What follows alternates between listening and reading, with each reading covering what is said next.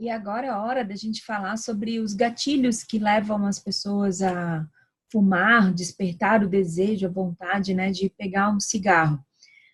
Os gatilhos, na verdade, eles são fatores que acontecem no dia a dia, né, do seu cliente, do seu paciente, e que fazem com que ele tenha o cigarro como um forte aliado naquele momento. Pode ser que seja oriundo aí de uma situação que a gente precise aprender a lidar, pode ser que seja oriundo de um momento de prazer, pode, enfim, N possibilidades. O gatilho de um paciente não necessariamente vai ser igual ao do outro. Eles podem variar de pessoa para pessoa, de momento para momento, de situação para situação, lugar, né, onde ela convive, trabalha, ambiente familiar, enfim. Mas o que existe, né, de correlação entre todos eles é que eles são desencadeados por emoções, pensamentos, algumas sensações físicas, que despertam, na verdade, essa vontade de fumar, esse desejo, né, que vem a lembrança, né, de que fazendo tal atividade ou quando acontece tal situação, o melhor que existe é buscar, né, o auxílio aí do cigarro para compensar, né, ou evitar um problema. E existem gatilhos, né, que são clássicos, né, como, por exemplo, as situações de estresse ou as situações que são estressantes.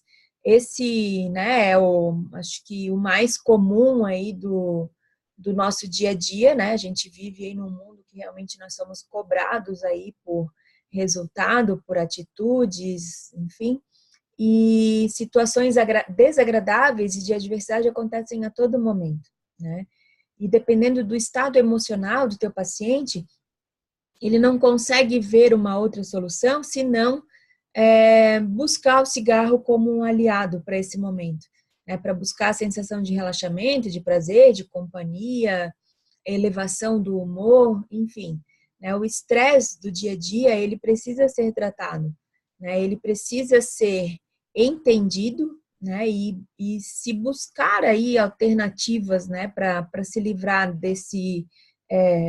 desses momentos de estresse, né? Então, por isso que a gente tem que, na anamnese, entender muito bem a rotina do nosso cliente, né? E a cada retorno, verificar com ele aquilo que deu certo ou não dentro do dia a dia dele, né? A gente não tem como prever situações de estresse, mas a gente pode criar alternativas para que esse estresse do dia a dia, quando chegar, ele não desperte o desejo, né, da recaída, por exemplo.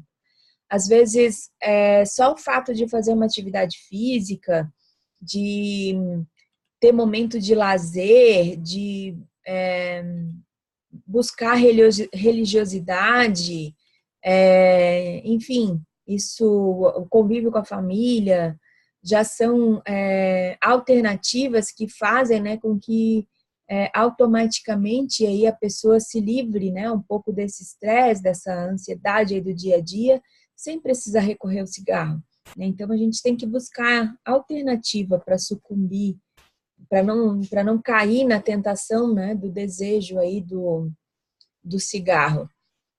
Uma outra situação também que é comum, né, das pessoas recorrerem aí ao cigarro como companhia, é nos momentos de fila de trânsito, quando estão esperando por alguém, em algum momento, enfim, aonde tem aí talvez uma sensação ligada à ansiedade ou ao tédio, né? E com isso eles acabam buscando o cigarro aí como um parceiro e como um aliado, para não deixar vir à tona, né, algumas sensações e, querendo ou não, acaba buscando aí o relaxamento e uma companhia, né?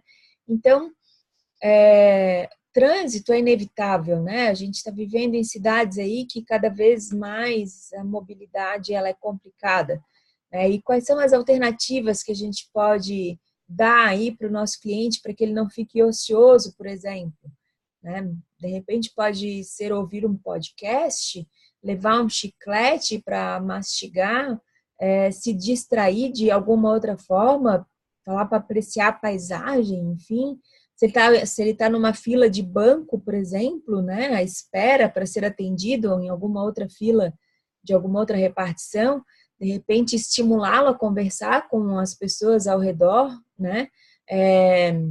Entrar às vezes até em alguma rede social, ver algo que seja mais agradável, né? Mas a questão aí dessa ansiedade ligada ao tédio, né? Por esperar, né? Por estar travado talvez no trânsito, é fato, e a gente precisa achar, né, soluções, né, para isso, senão não tem como resistir aí à companhia.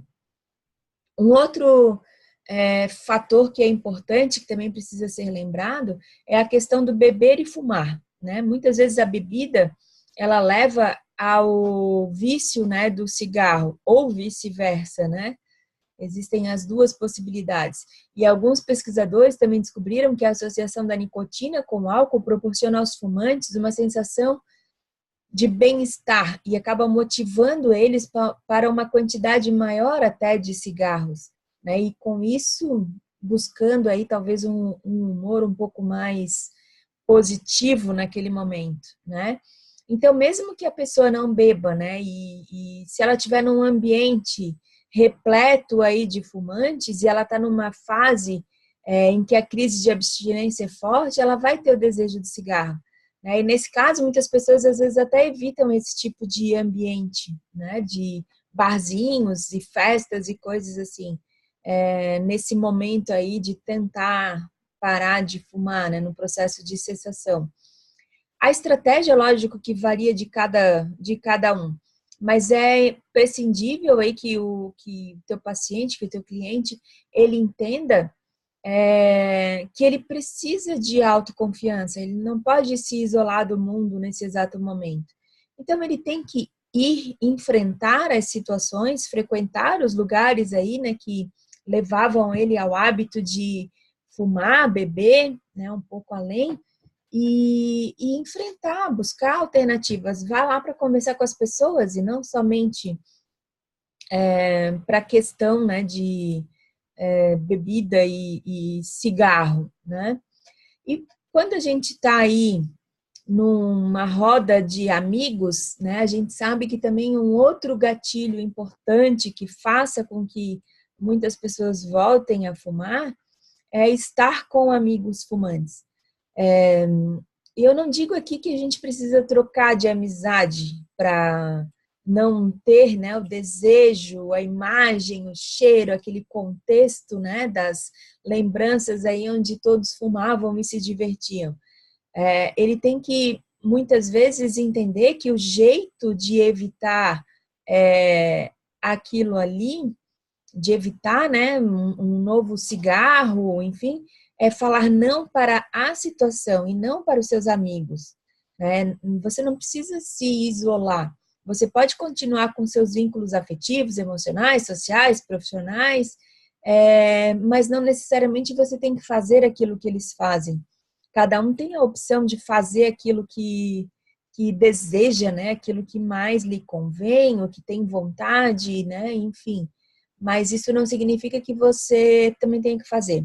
E cada vez que você fala um não para um cigarro que um amigo te oferece, você está falando um sim para você, né? E isso a gente precisa constantemente lembrar, né, para o nosso cliente, para o nosso paciente. Cada não que ele dá para uma situação, né, que possa fazer com que ele tenha vontade de fumar é um sim que ele dá para a vida dele, né? Agora, é fato, né, e é muito relatado aí acho que pela grande maioria dos fumantes, que um gatilho, um hábito, digamos assim, muito forte é o hábito de tomar café e um cigarrinho. Um cafezinho e um cigarrinho, né? Isso é muito comum, né? A cafeína e o cigarro, eles acabam funcionando mais ou menos da mesma forma no nosso organismo, né? Eles acabam ativando aí o sistema nervoso central e um potencialização do outro, né? Trazendo aí duas sensações que acabam sendo bem semelhantes, né? Então, a gente acaba facilmente associando o hábito do café com o cigarro, né? E na hora de tomar um café dá vontade de fumar um cigarro. Fumar um cigarro dá vontade de tomar um café. Também tem aquela questão, né, do cafezinho como pausa na hora do trabalho, de ser um momento ali de relaxamento em que a pessoa também aproveita para fumar um cigarrinho, né? Então, criar novos hábitos é muito importante nesse momento, né? De repente, até diminuir um pouco a quantidade de café que toma, né? E largar um pouco do vício da cafeína, né? Do café também, enquanto está fazendo aí o processo de cessação tabágica, né? Nem sempre o café é um gatilho, lógico, a gente entende isso, mas se você perceber que quando você toma um café aumenta a vontade de fumar do teu paciente, deixe claro para ele, né, que cafeína em excesso também tem situações que são prejudiciais ao organismo, né? Então, quem sabe aí já fazer um detox dos dois ao mesmo tempo, né? Um outro gatilho que é muito comum e, na verdade, muito difundido, né? E que fez aí com que vários dos nossos pais, avós, enfim, tivessem o hábito de fumar, foi com aquelas propagandas, né, de TV, onde mostravam lá aventuras, comidas, restaurantes, viagens, cenas de sexo e outras situações assim que relatavam prazer e associação ao cigarro, né? Quem nunca viu uma propaganda de Hollywood, que é um sucesso, Marlboro, né, que deixava a pessoa mais forte, arrojada, né, despojada, né, e por aí vai, né, e eram inúmeras as propagandas antigas aí que remetiam, né, a essas situações que eram prazerosas de força, né, aliadas à sensação do prazer do cigarro, né, e quando acontecem sensações, né, momentos de prazer, as pessoas elas ficam num estado mais relaxado. E o cigarro ele vai ajudar a aumentar sutilmente esse estado de humor, de prazer, de alerta, alterações aí no batimento cardíaco que levam aí a esse relaxamento. E também, né, liberação de alguns outros neurotransmissores e hormônios, testosterona, dopamina, adrenalina, que fazem com que você busque mais prazer, mesmo se sentindo, né, com alto grau de satisfação e prazer naquele momento, fumar pode ser considerado como mais uma outra forma de prazer para você prolongar essa sensação, né? Então, o hábito de escovar os dentes já logo em seguida, quando você almoça, por exemplo, logo após uma refeição, pode tirar o desejo de fumar um cigarro. Beber água, né, após alguma atividade física, enfim, também pode te dar aí, né, essa sensação de que você não precisa do cigarro, né? Conversar com as pessoas depois de um momento de intenso prazer pode ser muito mais prazeroso do que buscar o cigarro como uma alternativa de manutenção desse tempo, né? Então a gente precisa achar alternativas. Agora, é fato também que um outro gatilho extremamente presente e forte está relacionado ao acordar pela manhã e fumar. Quantos, né? Quantos de nossos clientes relatam essa síndrome aí de abstinência da nicotina durante a noite e o desejo intenso de fumar quando acorda, né? Isso acontece realmente, né? Os níveis de nicotina no organismo, eles acabam caindo, né, ao longo de um período de em média de 8 horas, que é o tempo que talvez a gente esteja dormindo, e quando a gente acorda com aqueles sintomas desagradáveis que levam aí a uma intensa vontade de fumar. Aquela ansiedade, irritabilidade, que é típico, na verdade, de quando a pessoa passa muito tempo longe do cigarro, né? Ou com no início, né, de uma síndrome de abstinência, né? Então, até um dos métodos, né, de você driblar, para parar de fumar, começar a adiar a hora, né, do primeiro cigarro. Né? Ao acordar, por exemplo, se você já fumava um cigarro na primeira meia hora, comece a orientar, né, o teu paciente para que ele fume depois de 2 horas de acordado e assim por sucessivos dias, né, fazendo esse controle de adiamento do primeiro cigarro. É uma estratégia que funciona muito bem, né, nesse processo aí de cessação tabágica. Né? E também alinhar com o paciente que ele precisa tomar bastante líquido, bastante água, né? Planejar talvez alguma atividade física, algo de manhã para fazer já logo nas primeiras horas para ele não ficar ocioso. Quando acordar, já ir direto para o banheiro, escovar os dentes, né? Também vai ajudar a ter a diminuir, né, essa vontade aí de fumar, né? E fazer algo, conversar com alguém, manter a mente ocupada para não ter o desejo realmente aí de fumar. E buscar agora outras situações aí com o teu paciente. De repente ele sente vontade de fumar quando ele está conversando ao telefone, né? Pelo hábito de ficar com alguma coisa na mão, ou quando ele está trabalhando, ou quando está assistindo alguma coisa na internet, no YouTube, enfim. Qual é o gatilho, qual é o hábito que faz com que o teu paciente tenha vontade de fumar? O que dá para colocar no lugar para que ele se sinta distraído?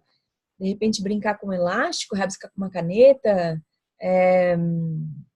uma bolinha para ele ficar apertando, para diminuir a tensão, a ansiedade. A gente precisa descobrir quais são os gatilhos que levam o nosso paciente a ter, né, a despertar esse desejo de fumar. E você só vai descobrir isso através da escuta ativa e de uma conversa estruturada. Né? Por isso que é muito importante o feedback a cada encontro, né? Cada vez que ele retorna na tua consulta.